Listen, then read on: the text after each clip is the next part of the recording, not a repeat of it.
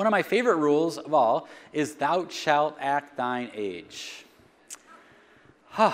Boy, did I hear this a lot. I know you'd be surprised. I heard this a lot when I was growing up. Would you grow up, act your age, be responsible, this sort of thing? And I don't think that's altogether a bad thing. We want our kids to be fine, upstanding members of society. The problem is we hear this so much when we're kids, it gets ingrained in us.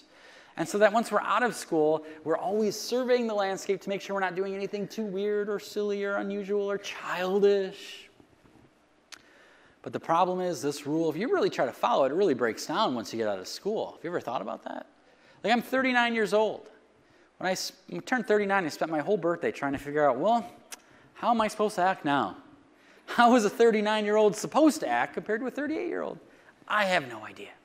And then I'm really freaking out looking farther down the line because I would like to know, what is the age I'm supposed to start eating dinner at 4 o'clock in the afternoon?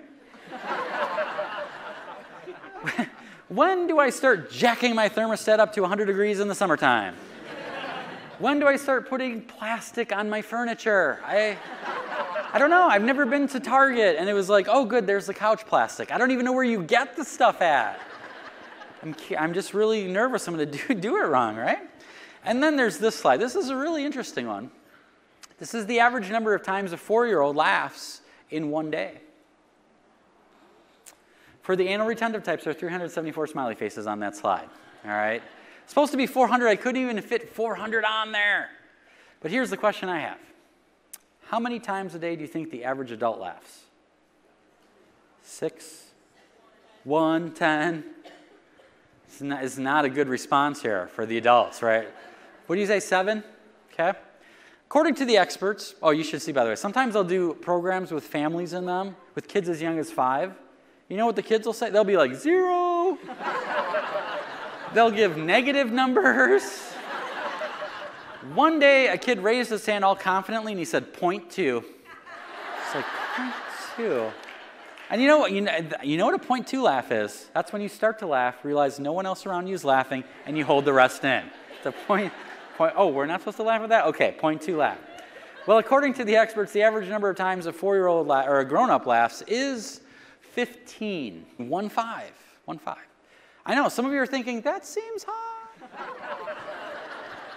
I know there are people in my life, I don't know if they've laughed 15 times ever combined, right? You see them, you're like, walk the other way. Okay, so here's the question I have. Sometimes people are like, okay, how do they figure out these numbers? What constitutes a laugh, and how do they measure? It's like, I don't think any of us here would be shocked to know that there is a wide discrepancy between laughter between a 4-year-old and a 44-year-old, right? That's the point. The question is, which age would you rather act? 4.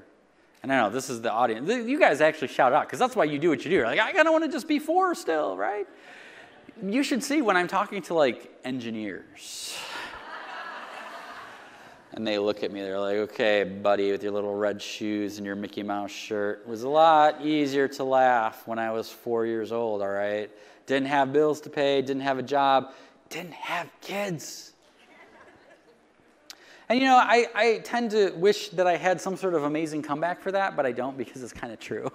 You know, we do have more responsibilities, we have more bills, we have more things to think about. However, are there things we can do, things we can bring with us from childhood into our grown-up lives to make lives less stressful and more fun? Yes, there are. Just little practical, pragmatic things.